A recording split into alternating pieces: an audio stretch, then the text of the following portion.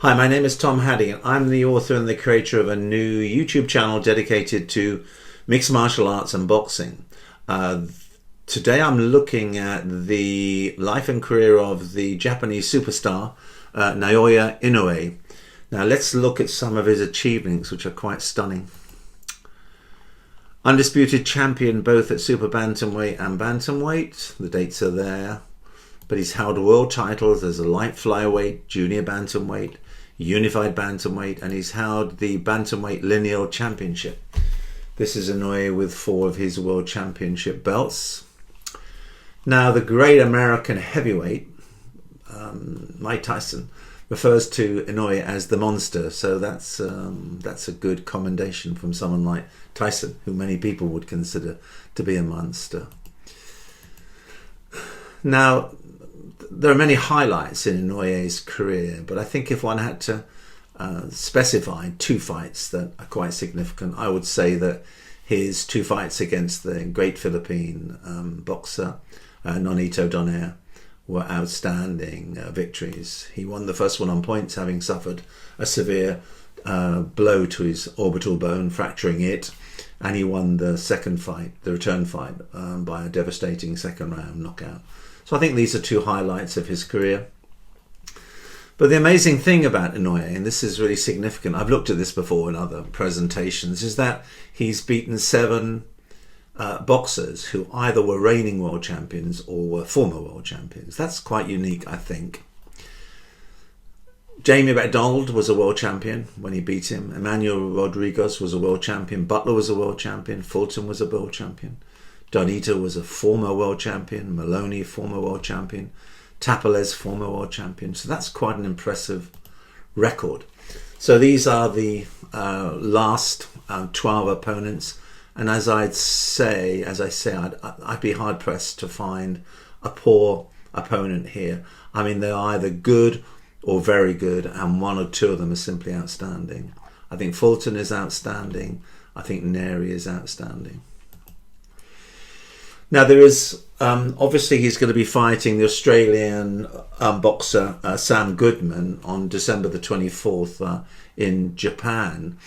But there are arrangements afoot with his international manager and representative to set him up against the Uzbekistan fighter Akhmadaliev. On the right here we have Akhmadaliev. This is Inoue on the left. So let's look at some of these unique characteristics that make Inoue so formidable. Why do people call him the monster? Well, he has debilitating body shots, I think quite unique in boxing. He has unorthodox combinations. He can throw many different types of punches from unexpected angles. He's known for his relentless pressure. He's always going forward. He has unbridled power. His knockout percentage is extraordinary. Maybe not as good as Beterbiev, but certainly very close. But he's also a great counter puncher. He's very agile. So there's something unusual about his success, and I think a lot of it rests on the unique patterns of training that he enters into every day. So he's known to spar daily, and he's always in peak physical condition. A significant portion of his training is dedicated to body punching combinations. He's always emphasized the importance of staying alert in the ring. He practices that. And he has very sophisticated technical training drills, which he enters into under the guidance of his father. So these training schedules include technical drills to refine his punching accuracy. Now this is his first great fight against Donaire. No one could really pick who the winner would be. It was a great fight with Inoue coming out victor on points, even though he suffered an orbital fracture. So that took place November the 7th, 2019. There was a return. That was June the 7th, 2022. And this resulted in a second round, quite severe knockout by Inoue. Again, there's good reason to be calling Inoue a monster. Now, this is his Uzbekistan opponent. So let's really find out a little bit about him. All right. So he is a technically gifted southpaw with excellent fundamentals. He does have impressive hand speed. He's known for throwing fluid combinations. He does have the ability to adapt some of his strategies mid-fight. He's always applying pressure, consistent pressure. He's adept at targeting the body, not in the same way that Naoya is, but he does have good body shots.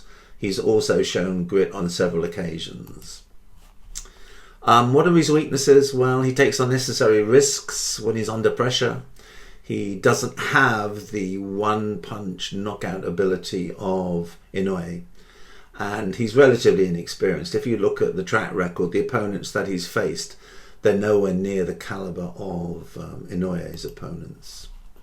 He is vulnerable to counter punchers, and he's a little bit small in the sense that, he certainly struggles a little bit with people that have got a greater reach or size advantage.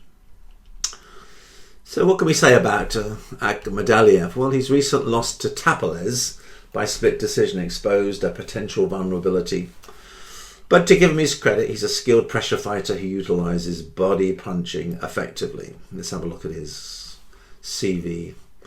No one really, well, of course, he lost to Tapales. Rios, that's a good victory. Daniel Roman, a good victory. These are good to very good fighters, but they're not the same caliber as the fighters that Inoue has beaten. Okay, so my pick. Well, I don't like to be biased, but can't see anybody beating Inoue. I think a young Casimiro would have given him a wonderful contest, maybe 2019, 2020.